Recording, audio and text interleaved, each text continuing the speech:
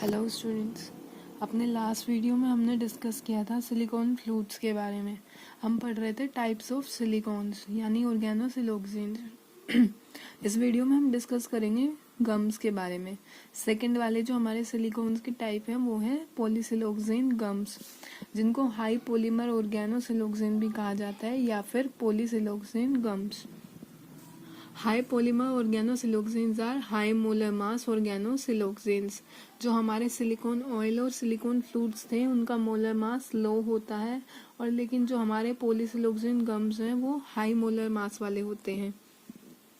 Preparation simply हम देख लेते हैं। These can be prepared by equilibration of cyclic siloxanes in the absence of monofunctional group, यानी इनको मोनोफंक्शनल ग्रुप के एब्सेंस में इनका संतुलन बनाए जाने पे साइक्लिक सिलोक्सेन्स को से हम क्या बना सकते हैं, polysiloxane gums. Cyclic tetramer gives a straight chain polymer as shown below. जो हमारा साइक्लिक टेट्रामर है वो हमें स्ट्रेट चेन पॉलीमर देगा। कैसे, ये रिएक्शन आप देख सकते हैं। हमने साइक्लिक टेट्रामर यूज किया यानी जिसमें 4 सिलिकॉन्स की मोनोमर यूनिट है, यानी जो जनरल फॉर्मूला है उसकी कितनी यूनिट्स प्रेजेंट है, 4।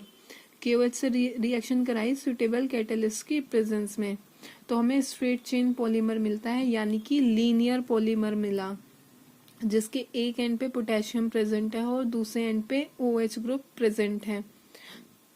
ये हमारी सिंपल रिएक्शन थी। अब इस रिएक्शन की मैकेनिज्म हम देख लेते हैं।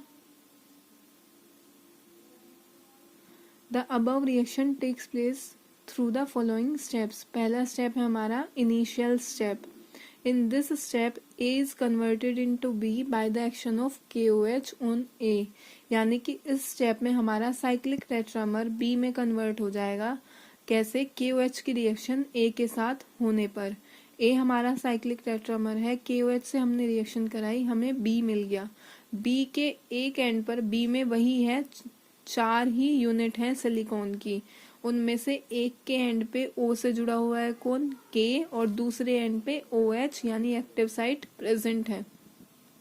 अब नेक्स्ट हमारा स्टेप आता है condensation step, that is polymerization step. अब यहाँ पे हमारे पॉलीमर का पॉलीमराइजेशन होगा, यानी जो सिलिकॉन है उसका पॉलीमराइजेशन होने के बाद हमें अपना पॉलीसिलोक्सेन गम मिल जाएगा। ये हमारा B है जो हम अभी पढ़ के आए हैं। हमें कैसे मिला है, A की KOH के साथ रिएक्शन कराने पर। जब हम B की वापस से A के साथ रिएक्शन कराएंगे, यानी कि साइक्लिक टेट्रामर के साथ रिएक्शन कराएंगे, तो हमारा जो प्रोडक्ट मिलेगा उस पर कुछ फर्क नहीं पड़ेगा, बस नंबर ऑफ मोनोमर यूनिट्स बढ़ती जाएंगी। यानी जो उसका जनरल फॉर्मूला हमने यूज किया है दैट इज R2SiO के नंबर ऑफ मोनोमर यूनिट बढ़ेंगे। यहाँ पर 4 ये और 3 ये दोनों का एडिशन होके 7 हो जाएंगे। बाकी सब कुछ सेम है, एक एंड पे K ऐसे कैसे ही है और दूसरे एंड पे OH है, बस नंबर ऑफ मोनोमर्स बढ़ रहे हैं। वापस से हमने जो हमें C मिला उसकी रिएक्शन फिर से A से कराई तो हमें D ऑब्टेन हो गया। D में नंबर ऑफ मोनोमर 11 हो गए, किससे, 7 से। अब हम फिर से D की रिएक्शन A के साथ कराएंगे और हमारे नंबर ऑफ मोनोमर्स कितने हो जाएंगे, 15। यही हमारा पॉलीसिलोक्सेन गम है जो हायर मोलर मास वाला सिलिकॉन्स है। अब हम इनके यूजेस और कुछ प्रॉपर्टीज पढ़ लेते हैं। आप स्क्रीनशॉट ले सकते हैं रिएक्शन का।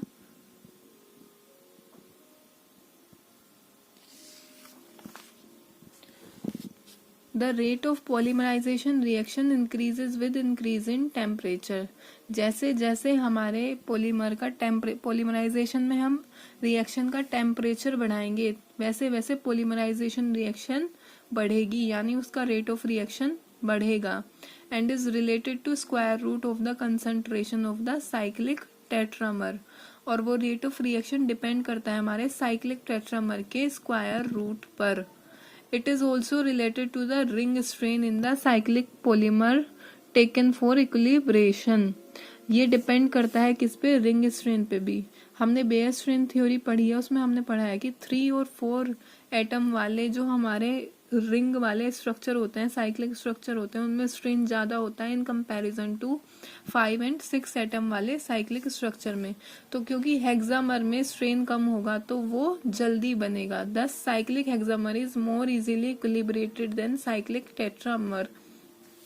यानी अगर टेट्रामर की जगह हेक्सामर की रिएक्शन कराएं तो उसका संतुलन अच्छे से बन जाता है। The average molar mass of the polymer obtained is independent of temperature. जो हमें पॉलीमर मिला है उसका एवरेज मोलर मास डिपेंड नहीं करता किस पे, टेम्परेचर पे, और इनवर्सली वेराई करता है किससे, कंसंट्रेशन ऑफ द कैटेलिस्ट।